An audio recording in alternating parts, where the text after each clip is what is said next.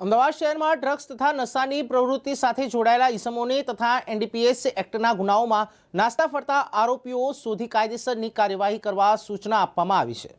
ત્યારે police inspector Shri વીબીઆલની ટીમના police sub inspector VN Parmar તથા ટીમના માણસો વર્કઆઉટમાં હતા। તે દરમિયાન બાતમી હકીકતના આધારે આરોપી શાહિદ હુસૈન સલીમભાઈ જમીલભાઈ કુરેશીને જુહાપુરાથી પકડીને કાયદેસરની કાર્યવાહી હાથ ધરી।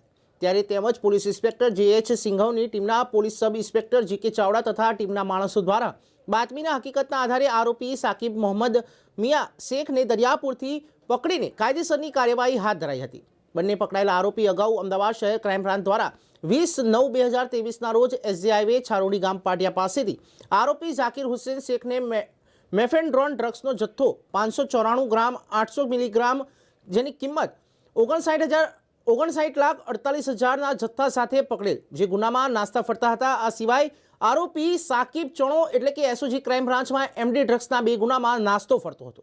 બંને આરોપીઓની પૂછપરછ કરતા પોતે બંને આરોપીઓ એમડી ડ્રગ્સનું સેવન કરતા હતા ને પોતે એમડી ડ્રગ્સનું વેચાણ કરતા હતા।